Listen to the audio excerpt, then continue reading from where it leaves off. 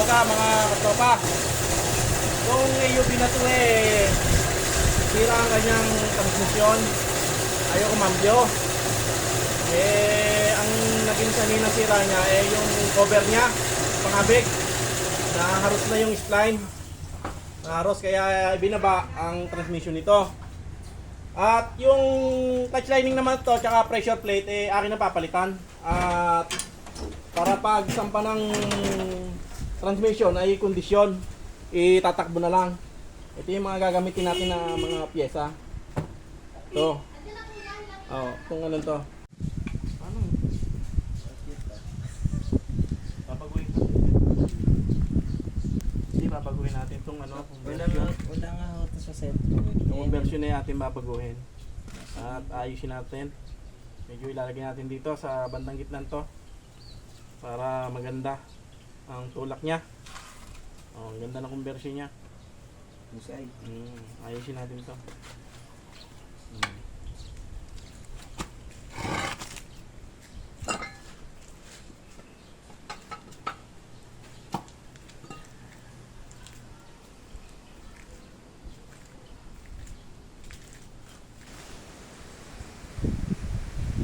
Sa transmission, itong cover, papalitan natin itong cover.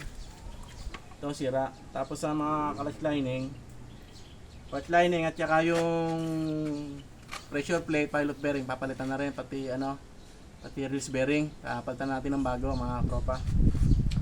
At para pagsampa, condition to. Yun ang gagawin natin dito. Ito yung AUV na ginawa ng conversion. Natapos ko rin to kahapon mga katropa. Ngayon bumalik to kasi nagbabara naman ng ang crudo papuntang injection pump. Mukhang may barang nito sa sipsip sa tangke. Nagkakaroon ng bula namamatay. Sige, okay na yan. Nito ang mountain ng ng crudo sa linan. Dito natin ilalagay para sa gawi rito. Parang magkapakrudo ka na. Oo. Pwede ring dito panggalingin, dito rin magkakarga. Gamit pa rin. Pag gamit pa rin tong hose. Kaya lang talagang dito maglalagay ng papunta roon. Alam mas maganda. Diba mas maganda rito pag bukas mo ng Oo. Kayong di-thread na. Oo. Yung tubo. Bibili ng niple, kakabit yung nipling diyan, naka-L siyang ganito. Para doon pang gagalingin ang pasok papunta rito. Ito sasarahan na to. Pwedeng hindi sarahan to, sukatan. Oo, pwede. Di ba? Oo.